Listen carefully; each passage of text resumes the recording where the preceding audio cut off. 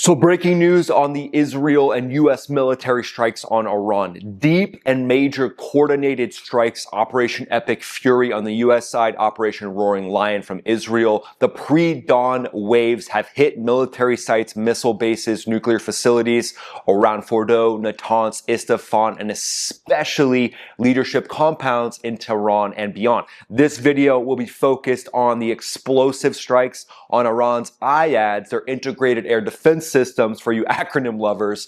Explosions are lighting up downtown Tehran near the government buildings. Smoke plumes are everywhere.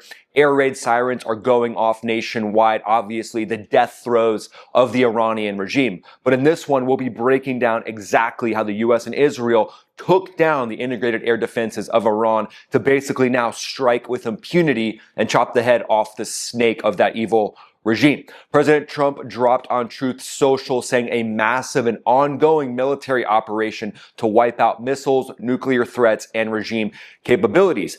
Israel said this is pure preemptive survival, protecting Israel from a regime that wants the destruction of the US and Israel. Iran's air defenses are being crushed first, and then surgical strikes on the top military brass. But it looks like right now, if the top brass lays down their weapons, they will have the ability to become a part of the future of Iran. If right now, they actually lay down their weapons and come to the right side of history. So stay to the end of this video because I'll give you a hypothetical on how all this will likely play out. Plus, the proxy armies, the proxy militias, what are they doing right now and what will they be doing across the world here in the next few weeks? And then this breaking news right now coming in, the US and Israel launching that attack on Iran. President Trump calls this major combat operations. Israel's defense minister says that this is a preemptive attack. And in response, Iran has launched targeted strikes against Israel and other sites in the Middle East, including Bahrain, where the U.S. has a major naval presence, specifically focusing their Shahed drones on Bahrain. But here's the core of what's happening. Coordinated operation early Saturday morning on the Iranian regime after months of joint planning. The IADs, integrated air defense systems, need to be struck down and taken out first. And then the infrastructure, the nuclear-related sites. Israel's Roaring Lion is leading the charge against the actual leadership itself, likely vaporizing the Ayatollah and top leadership already. That remains to be seen. We're still getting reports rolling in on that. But the targets are spanning across all of Iran's regime's nuclear sites, command nodes, but mainly their ballistic missile launchers as well, with actual footage coming in right now of the ballistic missile launchers being struck, secure bunkers likely being struck as well. And again, the Ayatollah has been known to go into the bunkers underneath the city. Time and time again, he does that. They actually call him the Rat. The free people of Iran call him the Rat. So if you strike down those bunkers, you take down the different entrances and the different vent shafts, now that dude has no chance of survival, and that's likely what Israel is doing at this point right now. A multi-day, maybe multi-week sustained campaign is in motion. Hundreds of fighter jets, carriers launching fighter jets, regional bases launching Air Force assets like F-15s, F-35s, A-10s, and then Gulf allies handling interceptions on the incoming missiles themselves. Early reports show heavy disruption to Iranian military control, but at this point, this is a very fluid situation. This is layered, synchronized air power at its peak. And this is what the US military was designed for. This type of synchronized approach to take down the IADs, integrated air defense system, and allow the leadership to be struck. Because again, you can't take down the targets inside of Iran if the IADs, the integrated air defense systems themselves, aren't taken down.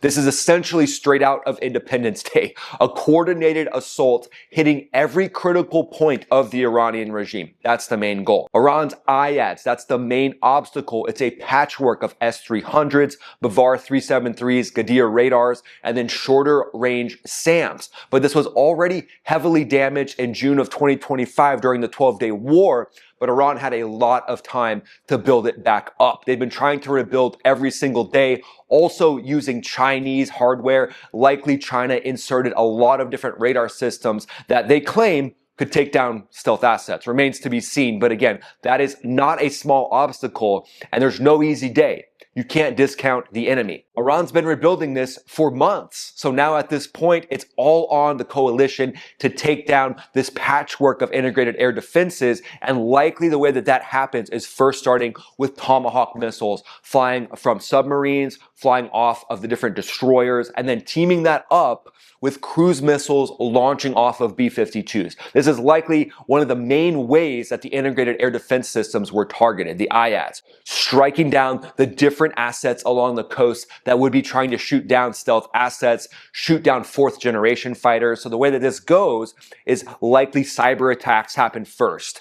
Cyber attacks going in, disrupting the communications, potential space assets, helping with the initial operation, and then rolling in with F-35s. F-35s leading the charge, looking for any of these integrated air defense systems and radars that are going to turn on, right? You get some IRGC commanders that know this is their last and final moments, and they're just going to do a spray and pray, shooting as many of these missiles as possible at different air assets. And fourth generation fighters can be susceptible to this. So F-15Es, F-16s, F-15Is, the different fighter jets that are going to roll in subsequent waves after the different F-35s and F-22s, fifth generation fighters go in. Now you have to make sure the fourth generation fighters are protected. But the U.S. Air Force has F-15Es that can help sniff out these different radar sites. Also, EA-18G Growlers, electronic attack aircraft, very capable aircraft that can find these different sites to strike them down. Because you can strike down the initial wave of these things, but then you have to remember that they can turn back on, or they can be some remote sites that aren't connected to the major command and control systems of the IRGC, and you have to make sure when those turn on, that you have the ability to protect the fourth generation fighters specifically. But IRGC commanders like Mohammed Pakpour have reportedly been hit in the opening waves. Ayatollah Khamenei's status is unclear. Some reports say he's cut off from contact. Others claim he's alive in a bunker. But leadership is raging right now in Iran, and they're vowing crushing retaliation, of course. But right now they're focused on their own survival, and they're on their heels. They're put back on their heels, but it all starts with that takedown of the integrated air defense systems. Likely these first salvos completely overwhelmed Iran's defenses. And Iran is not going to say that, but their air defense net is getting shredded faster than wet paper right now at this point. Literally punching through like a wet paper bag after those pre-dawn strikes. And the defenses of Iran look to be collapsing on a level that is the worst nightmare of the Iranian regime. The shock value right now is high. Air dominance established extremely quickly is what it looks like. Likely low attrition from the US and Israel side. We don't have any reports yet of any fighters being targeted, and the leadership strikes are described right now as very high success. That's the reports I'm seeing coming in by Israeli sources. The Ayatollah Khamenei's compound has been completely hit. We don't know if it's completely evaporated yet.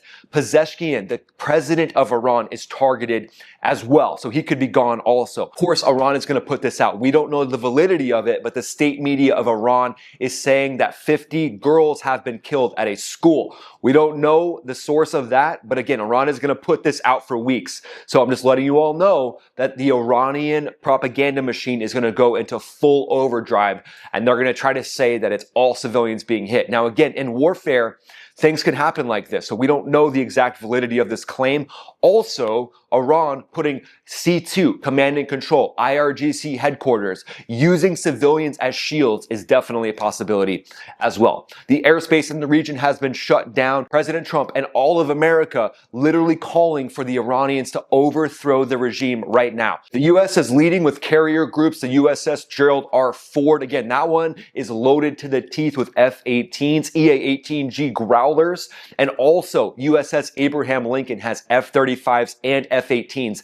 And in the region at multiple bases, U.S. Air Force F-35s, F-22s, and B-52s, likely all in play in different roles. And those B-52s, those are some serious beasts of an aircraft loaded down with JASSMs, joint air-to-surface standoff missiles, launching from hundreds of miles away, hitting the Ayatollah himself, hitting Pezeshkian, the actual president, who's the marionette puppet of the Ayatollah, Gulf allies intercepting Iranian missiles and drones, Israel handling the precision leadership package strikes which have likely been built over the last few months. And this is necessary at the end of the day to protect America and give Iranians a safe future. Coalition is showing that this is furious and serious, total air dominance, flexing minute to minute, getting more intense every single minute. The key platforms here dominating the headlines: F-35 Lightning IIs, F-22 Raptors, which are in Israel itself. Stealth penetration for SEAD, suppression of enemy air defenses, and that's the focus of this video. The suppression of enemy air defenses is a layered approach.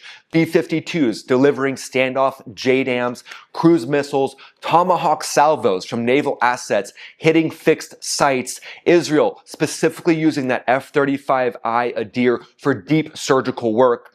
Iran's remnants, their Bavar 373s, S-300s, are now overmatched by the overwhelming force of stealth with the F-35s, the ability of the F-35I, and the ability of US F-35s to go in and target the air defenses that will just turn on, right? They could be detached from actual C2, command and control, so going in and striking those detached ones as well, and the Aegis destroyers teaming up with the radars of the F-35s and the F-22s to find all the different surface-to-air missile sites that are going to turn on. But if you chop the head off the snake continuously with Pezeshkian, the actual president, being targeted, it's being said now that the defense minister of Iran has been taken out. So now with the command and control taken down, you can now have all these different systems talk to each other and just overwhelm the entire IADS, integrated air defense systems. And what that will do is knock down all the different SAM batteries that are going to try to turn on and strike down the different aircraft. So we've got stealth aircraft that have standoff capability. So the Joint Air-to-Surface Standoff Missile has standoff capability to launch from hundreds of miles away, and you team that up with cyber attacks, and this is a layered nightmare for Iran and its leadership. This right now reminds me of Iron Man. High-tech precision versus the old-school regime of Iran that is now being put into tatters. Cyber attacks happen first, disrupting command links, radar feeds to create basically blind spots in Iran's military. Then Tomahawk cruise missiles from ships and subs will slam into those fixed SAM sites and early warning radars. That's likely what happened this morning and will continue to happen throughout today. F-35s, F-22s, following up with HARM missiles. Those are anti-radiation missiles to kill active emitters.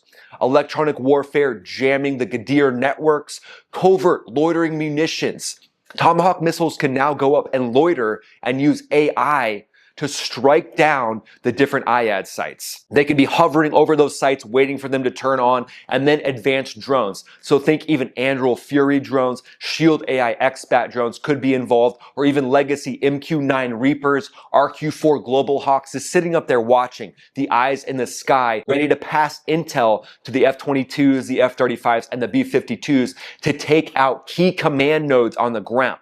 B-52s providing volume on targets. So again, if the president of Iran is still alive, hasn't been evaporated yet, they will be soon due to those B-52s' overwhelming force. And the B-52s striking the different remnants of the Ayatollah's bunkers is likely what's happening right now as we speak. Intelligence timed precision munitions on the different leadership compounds, vehicles, and bunkers. Iran is being struck with the overwhelming force of the American military, and their evil regime is being met with overwhelming shock and awe. This is a surgical playbook that is integrated and brutal. This is a chess match of epic proportions, and that moves us to the 4D chess section. Strategically, strike hard, strike fast, shatter the command before they can react. The whole goal is to cripple the IADS, integrated air defense systems, for sustained operations that we'll likely see take place over the next week. Decapitation strikes on the leadership to sow chaos and pressure any remnants of the regime,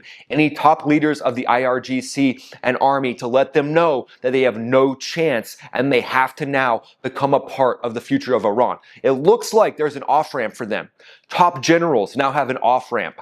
With the integrated air defenses being struck down, no protection of the Ayatollah and his golden palace and his golden crapper, hopefully these top IRGC members and top army members in Iran will now come to the side of the free Iranian people. At this point, we're now betting on internal fracture because the entire leadership is being destroyed. So if any remnants of the leadership want any chance of survival, they now have to come to the side of the free Iranian people.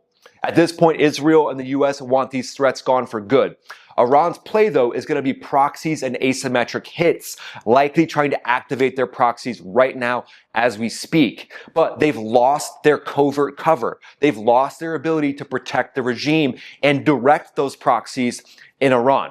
So their capabilities have likely been massively degraded, even the regime itself in potential full collapse mode. The leadership chain and the communications of the leadership to their proxies and to their integrated air defense systems look to be broken. This is full 4D chess, shock and awe, overwhelming force on the IADs to force the endgame of the regime.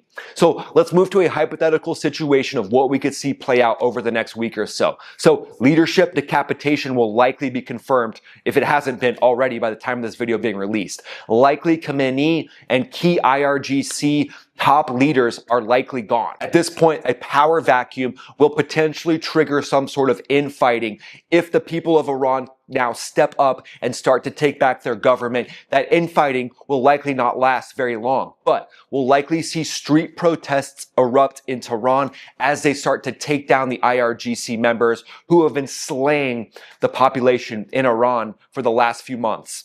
We've even seen over the last few days prior to these strikes taking place, the protests happening at the universities have flared up to a level that we haven't seen before. So now all the different people that have been protesting at the universities and on the streets of Tehran now have the chance to take back their country. But we'll likely see the proxies go all in, at least for a while.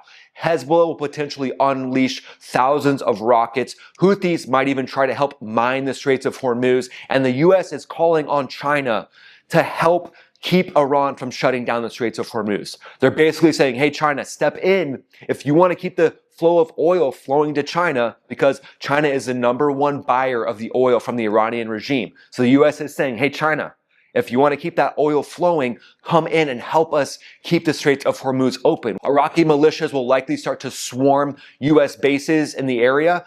Iran has a lot of influence over Iraqi militias. So they've put a lot of energy and investment into these militias to try to sow any type of chaos they can in the area. But the US has overwhelming shock and awe, and the US has the ability to take on these proxies as well. The US will likely escalate, and they'll match those proxies' aggression with even more shock and awe. So think more waves flowing off the carrier, B-52s pounding the bunkers in Iran of Iranian leadership. But now Russia and China have the ability to make this less of a hit on the world's oil supply.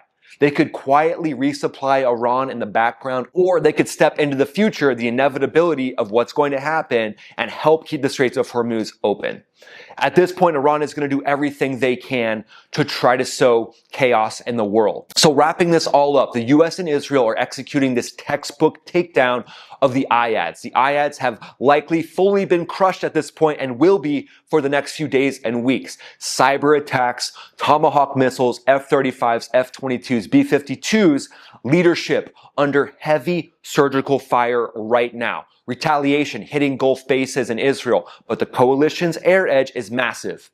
There will be losses for civilians, unfortunately. That happens in warfare. But hopefully we get as much truth data as possible as more legitimate members of the Iranian free people start to step in and take control of the government.